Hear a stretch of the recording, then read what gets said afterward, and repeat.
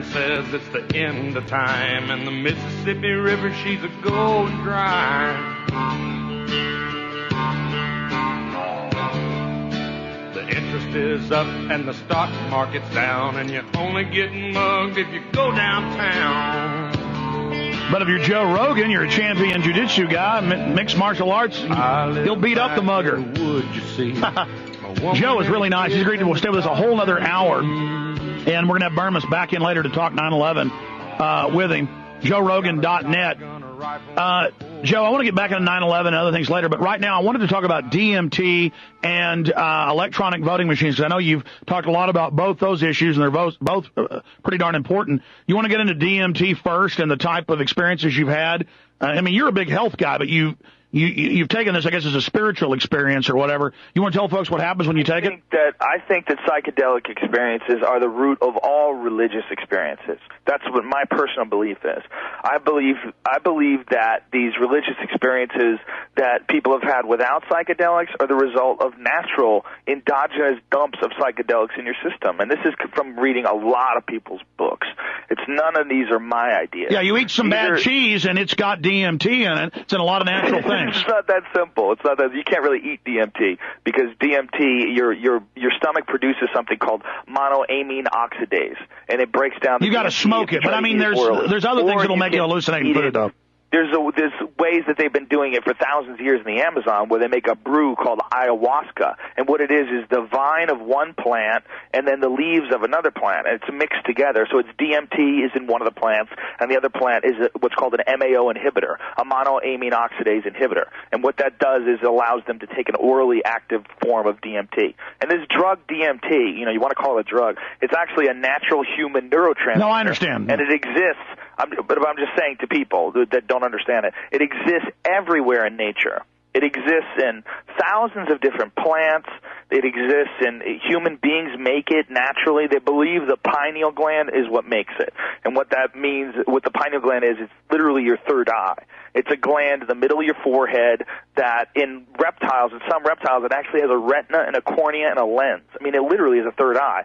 And this is where all the anecdotal evidence points to that this gland is producing this crazy chemical. During your sleep. It's produced in your body, wherever it is, whatever makes it. When you take this stuff, you encounter the most unbelievably beautiful experience, ultimate wisdom, being in front of something that exposes every single aspect of your personality, of your thoughts, everything you've ever said and done. It's like reads you right through you, connects you to everything in the world, and you're being communicated with. Something is talking to you, and it's whatever it is, you're looking at it, and it's constantly changing, and it looks like, the way I describe it, I say it's like complex geometric patterns that are made out of love. It's some unbelievable experience, and your own brain makes this stuff, and they believe that your brain makes this stuff in mass quantities right before you die. So what you could be seeing when you do DMT, heaven, the idea of heaven, might be real. It might not be as simple as you die. It might be something far more complicated. Now, Joe, if you love this stuff so much, I mean, you're a big health guy. You've only taken it twice, though. Is that because it's so heavy? I've taken it a bunch of times. Okay, well, I must have heard an old interview then. It's not, yeah, it was an old interview. That was a few years ago. It's not something that you do all the time, though. It's something that you do, and then you have to really think about what you learned when you were having that experience, because otherwise you're going to lose your context. The problem with psychedelics is if you do them too much, you lose your connection to this world. You lose your connection to people and life and our culture and our society and communication and friendship. You lose your connection because the other world is so crazy and so alien to this world that once you've been in it a few times, this world doesn't make any more sense. Stay there, Joe. I want to talk about how we're in one world while we're sleeping and another world while we're waking. Stay there. Waging war on corruption. Alex Jones on the GCN Radio Network.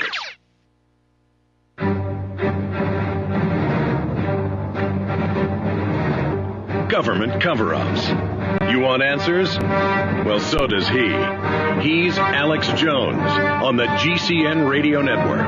And now, live from Austin, Texas, Alex Jones.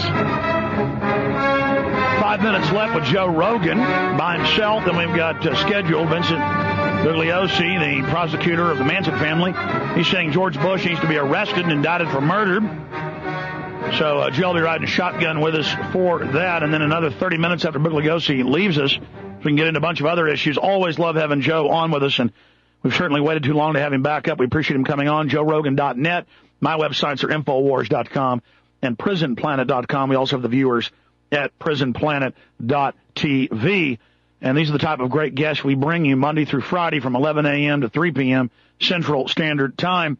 Joe Rogan, you were talking about this chemical that's in the brain associated with dreaming, associated with spiritual experiences, DMT. And the last time I'd seen an interview with you talking about it, you've taken it a few times. You since say you've taken it more. Again, please continue about the sleeping world, that reality, and then the waking world. That is, a lot of that is speculation by what happens to us when we sleep. What they believe is that DMT is produced in large levels during sleeping and during the moment before death. And one of the things about the DMT experience that's the most unsettling, or the strangest rather, is that when you pop over there, you feel like you've been there before. Like right away, you're like, oh man, I've been here. Like instantly, you recognize it. Almost like you go there all the time.